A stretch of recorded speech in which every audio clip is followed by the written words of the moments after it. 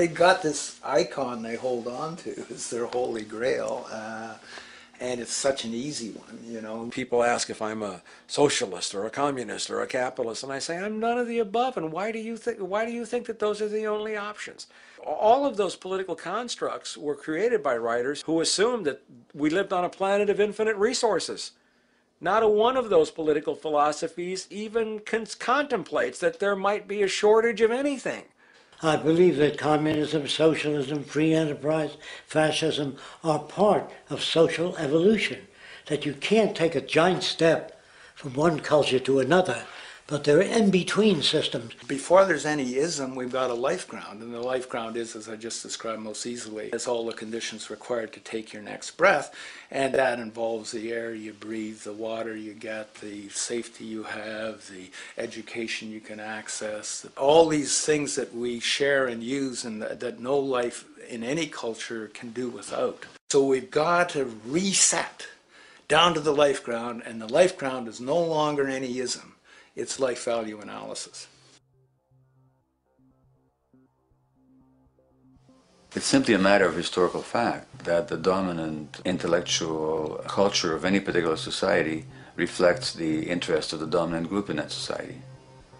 In a slave-owning society, the beliefs about human beings and human rights and so on will reflect the needs of the slave owners. In a society which again is based on the power of certain people to control and profit from the lives and work of millions of others, the dominant intellectual culture will reflect the needs of the dominant group. And so that if you look across the board, the ideas that pervade psychology and sociology and history and political economy and political science fundamentally reflect certain elite interests. And the academics who question that too much tend to get shunted to the side or to be seen as sort of radicals. The dominant values of a culture tend to support and perpetuate what is rewarded by that culture. And in a society where success and status is measured by material wealth, not social contribution, it is easy to see why the state of the world is what it is today. We are dealing with a values system disorder, completely denatured, where the priority of personal and social health have become secondary to the detrimental notions of artificial wealth and limitless growth. And like a virus, this disorder now permeates every facet of government, news media, entertainment, and even academia. And built into its structure are mechanisms of protection from anything that might interfere. Disciples of the monetary market religion, the self-appointed guardians of the status quo, constantly seek out ways to avoid any form of thought which might interfere with their beliefs, the most common of which are projected dualities. If you are not a Republican, you must be a Democrat. If you are not a Christian, you might be a Satanist. And if you feel society can be greatly improved to consider perhaps, I don't know, taking care of everyone, you're just a utopianist. And the most insidious of them all, if you are not for the free market, you must be against freedom itself. I'm a believer in freedom. Every time you hear the word freedom being said anywhere or government interference said anywhere, it means, decoded, blocking maximization of turning money into more money for private money possessors. That's it. Every other thing they'll say, oh, we need more commodities for people, oh, this is freedom against tyranny and so forth. Every time you see it, you can decode it down to that. And I think you'll find a one-to-one correlation with every time they use it. And this is a sense in which we might call it's a syntax, a governing syntax of understanding and of value, so that it governs beneath their own recognition of it. So they may not say, oh, I didn't mean that at all, but in fact, that's what they do. Just like you may speak a grammar, and you have rules of grammar you follow without recognizing what the rules are. And so what we have is what I call the ruling value syntax that underlies this. So every time they use these words, government interference, lack of freedom, or progress, or development, you can decode them all to come back to mean that. Of course, when you hear the word freedom, it tends to be in the same sentence with something called democracy.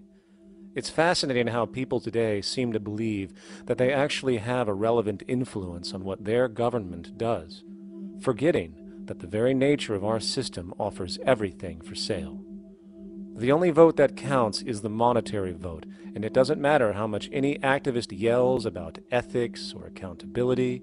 In a market system, every politician, every legislation, and hence every government is for sale. And even with the $20 trillion bank bailout starting in 2007, an amount of money which could have changed, say, the global energy infrastructure to fully renewable methods, instead going to a series of institutions that literally do nothing to help society, institutions that could be removed tomorrow with no recourse. The blind conditioning that politics and politicians exist for the public well-being still continues. The fact is, politics is a business, no different than any other in a market system, and they care about their self-interest before anything else. I don't really, honestly, deep down believe in political action. I think the system contracts and expands as it wants to. It accommodates these changes. I think the civil rights movement was an accommodation on the part of those who own the country. I think they see where their self-interest lies. They see a certain amount of freedom seems good, an illusion of liberty. Give these people a voting day every year so that they'll have the illusion of meaningless choice. Meaningless choice that we go like slaves and say, "Oh, I voted." The limits of debate in this country are established before the debate even begins, and everyone else is marginalized. They're made to seem either to be communists or some sort of disloyal person, a kook, there's a word, and now it's conspiracy. Say, they've made that something that should not be even entertained for a minute, that powerful people might get together and have a plan. Doesn't happen. You're a kook. You're a conspiracy buff. And of all the mechanisms of defense of this system, there are two that repeatedly come up. The first is this idea that the system has been the cause of the material progress we have seen on this planet. Well, no. There are basically two root causes which have created the increased so-called wealth and population growth we see today. One, the exponential advancement of production technology, hence scientific ingenuity. And two, the initial discovery of abundant hydrocarbon energy, which is currently the foundation of the entire socioeconomic system. The free market, capitalist, monetary market system, whatever you want to call it, has done nothing but ride the wave of these advents with a distorted incentive system and a haphazard, grossly unequal method of utilizing and distributing those fruits.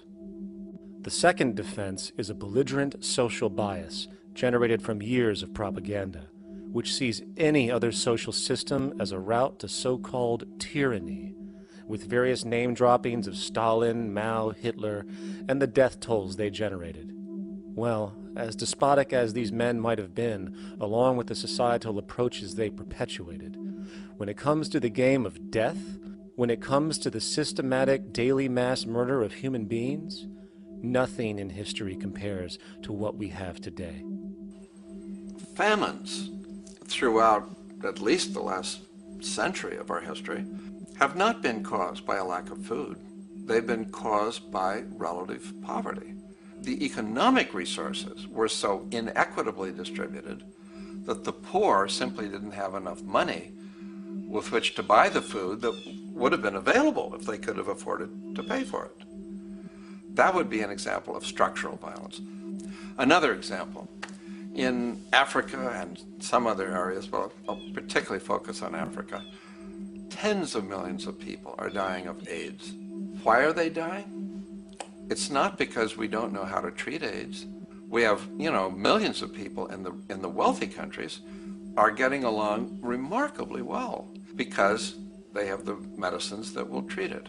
The people in Africa who are dying of AIDS are not dying because of the HIV virus.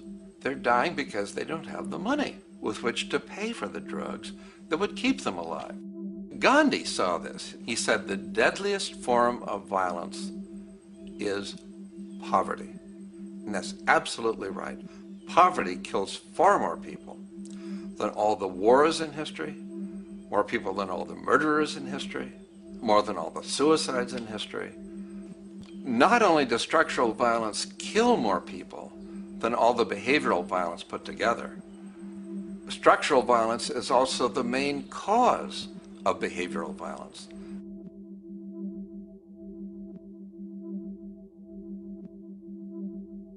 Oil is the foundation of, and that is present throughout the edifice of human civilization. There are 10 calories of hydrocarbon energy, oil and natural gas, in every calorie of food you and I eat in the industrialized world. Fertilizers are made from natural gas. Pesticides are made from oil. You drive oil-powered machines to plant, plow, irrigate, harvest, transport, package. You wrap the food in plastic, that's oil. All plastic is oil. There are 7 gallons of oil in every tire.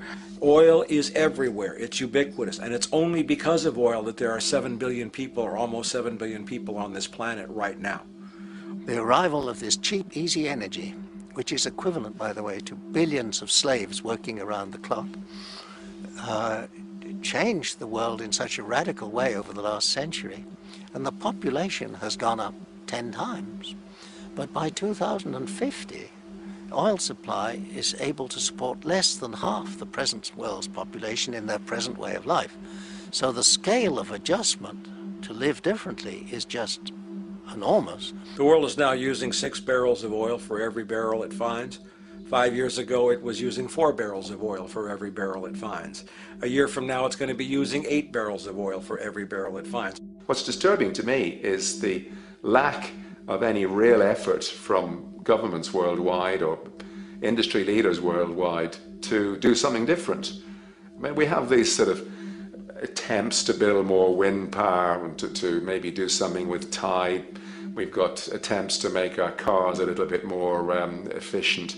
But there's nothing which really looks like a revolution coming along. These are all pretty minor. And that, I think, is pretty frightening. And the governments who are driven by these economists who don't really appreciate what we're talking about are trying to stimulate consumerism to restore past prosperity in the hope that they can restore the past. They're printing yet more money lacking any collateral at all. So if the economy improves and recovers and growth, the famous growth comes back, it'll only be short-lived because within a short period of time, counted in months rather than years, it'll hit the supply barrier again. There'll be another price shock and a deeper recession. So I think we go into a series of vicious circles. So you have the economic growth going up, price spike, everything shuts down, that's where we are now. Then it starts to come up again. But what we have now is this area where there's no more ability to produce cheap energy. We're at the peak. We're on the downslope of oil production. No way you're going to get any more out of the ground any faster, which means that things shut down. The price of oil drops, which it did in early 2009, but then as you have an ersatz so-called recovery, the price of oil starts to come back. It's recently been hovering around $80 a barrel, and what we see is at $80 a barrel now, with the economic and financial collapse, people are having a hard time affording that. World oil production right now is about 86 million barrels a day. Over 10 years, you're looking at roughly 40 million barrels a day having to be replaced.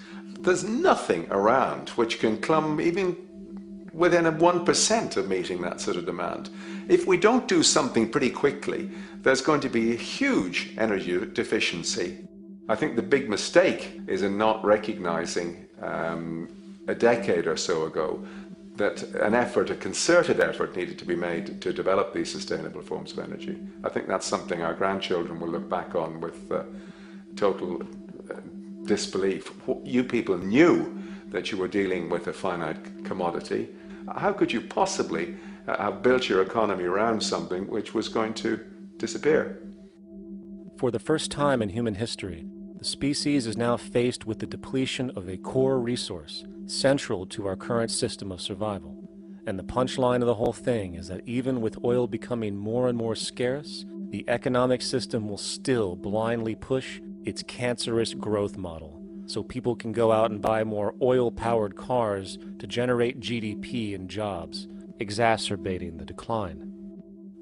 Are there solutions to replace the edifice of the hydrocarbon economy? Of course. but the path needed to accomplish these changes will not manifest through the market system protocols required.